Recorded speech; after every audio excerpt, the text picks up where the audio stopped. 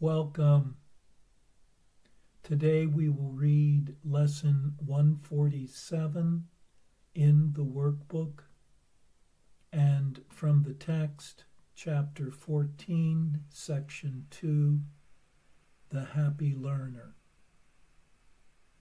And now for Lesson 147.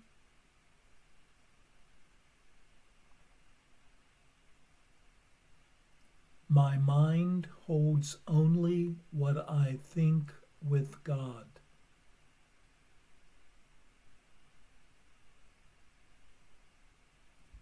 (133) I will not value what is valueless.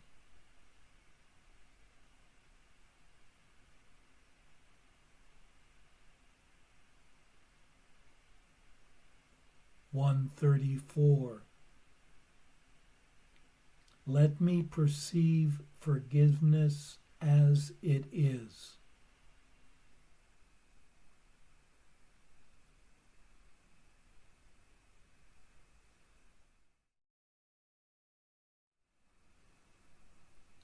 From today's review ideas, we recognize that which does not last forever lacks true value.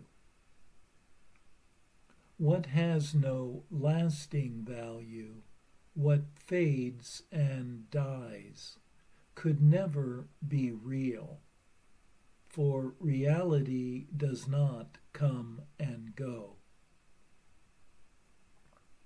One can but choose forever or never, everything or nothing.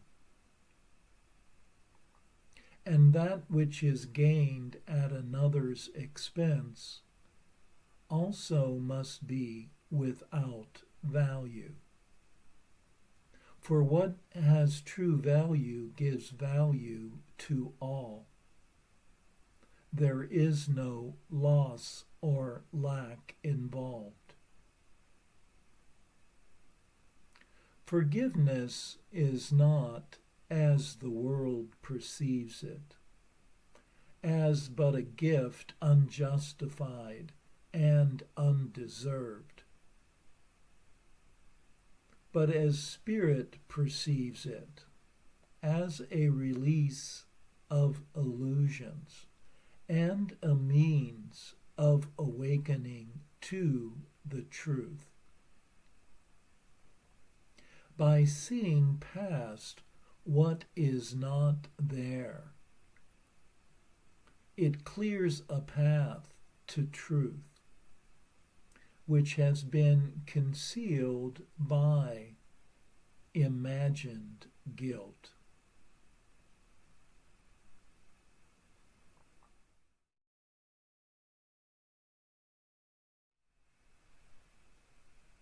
And now for our text reading for today from Chapter 14, Section 2, The Happy Learner.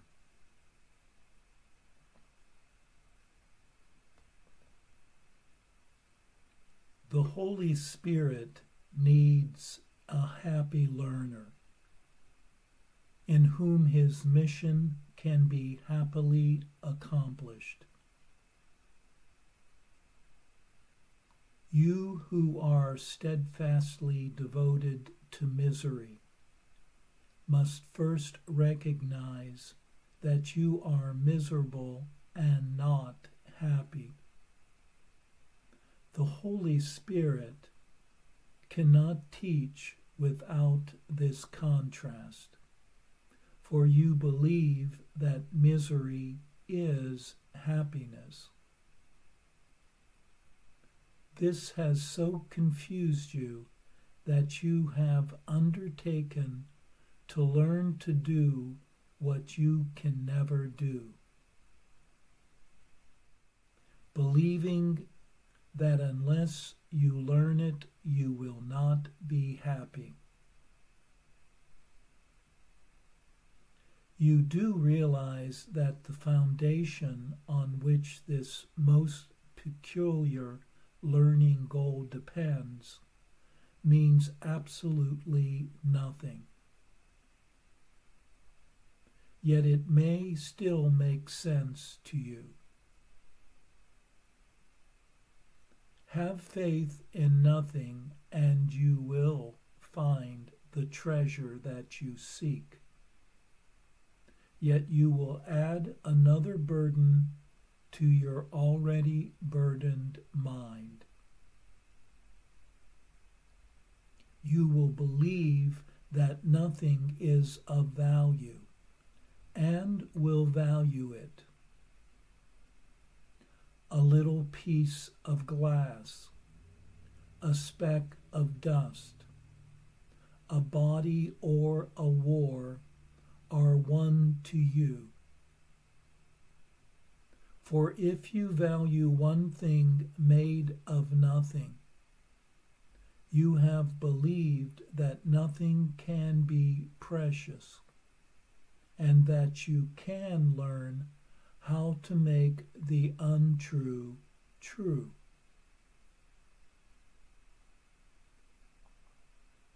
The Holy Spirit, seeing where you are, but knowing you are elsewhere, begins his lesson in simplicity with the fundamental teaching that truth is true. This is the hardest lesson you will ever learn, and in the end, the only one. Simplicity is very difficult for twisted minds. Consider all the distortions you have made of nothing, all the strange forms and feelings and actions and reactions that you have woven out of it. Nothing is so alien to you as the simple truth, and nothing are you less inclined to listen to. The contrast between what is true and what is not is perfectly apparent, yet you do not see it. The simple and the obvious are not apparent to those who would make palaces and royal robes of nothing, believing they are kings with golden crowns because of them.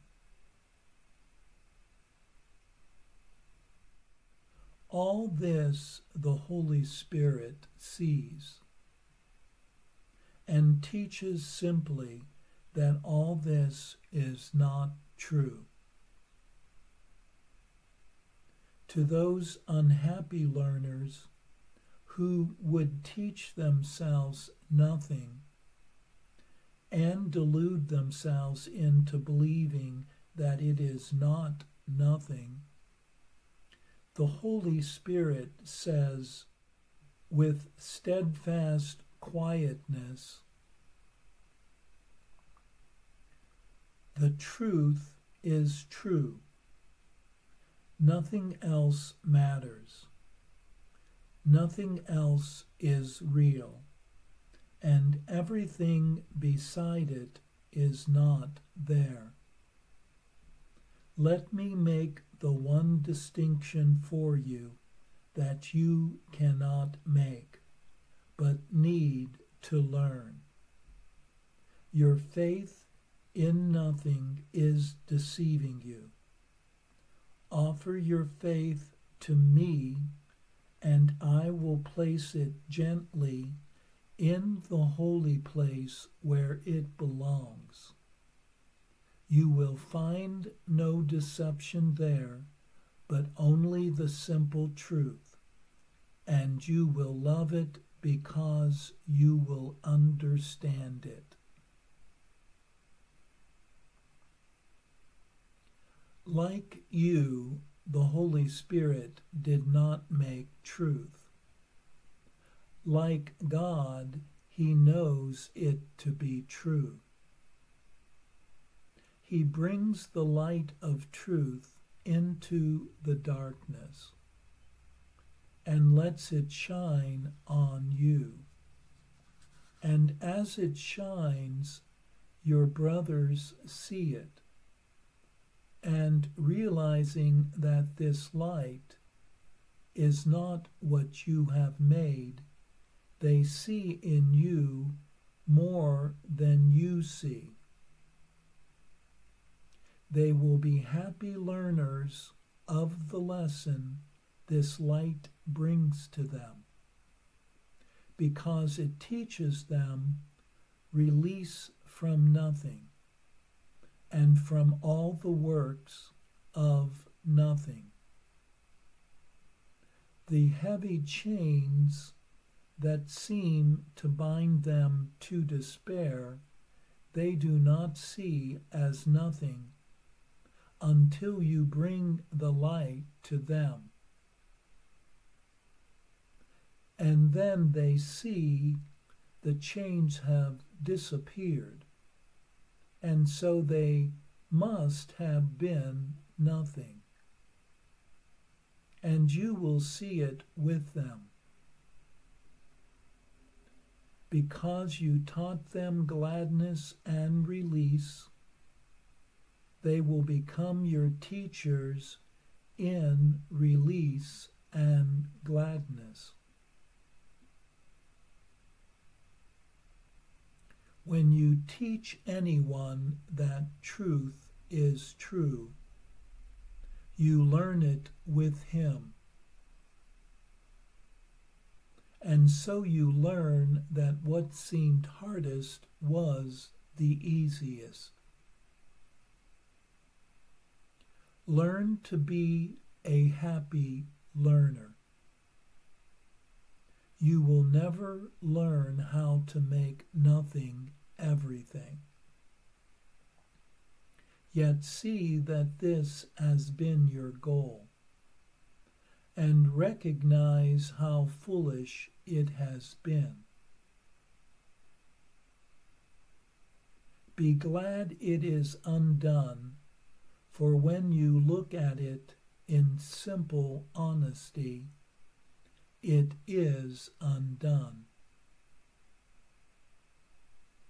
I said before, be not content with nothing, for you have believed that nothing could content you. It is not so.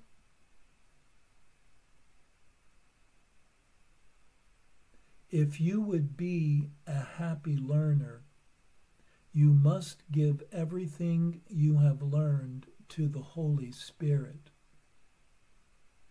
to be unlearned for you, and then begin to learn the joyous lessons that come quickly on the firm foundation that truth is true. For what is builded there is true, and built on truth. The universe of learning will open up before you in all its gracious simplicity. With truth before you, you will not look back. The happy learner meets the conditions of learning here, as he meets the conditions of knowledge in the kingdom. All this lies in the Holy Spirit's plan to free you from the past and open up the way to freedom for you. For truth is true, what else could ever be or ever was. This simple lesson holds the key to the dark door that you believe is locked forever. You made this door of nothing, and behind it is nothing. The key is only the light that shines away the shapes and forms and fears of nothing. Accept this key to freedom from the hands of Christ who gives it to you, that you may join him in the holy task of bringing light. For like your brothers, you do not realize the light has come and freed you from the sleep of darkness. Behold your brothers in their freedom, and learn of them how to be free of darkness. The light in you will waken them, and they will not leave you asleep. The vision of Christ is given the very instant that it is perceived. Where everything is clear, it is all holy. The quietness of its simplicity is so compelling that you will realize it is impossible to deny the simple truth. For there is nothing else. God is everywhere, and his Son is in him with everything. Can he sing the dirge of sorrow when this is true?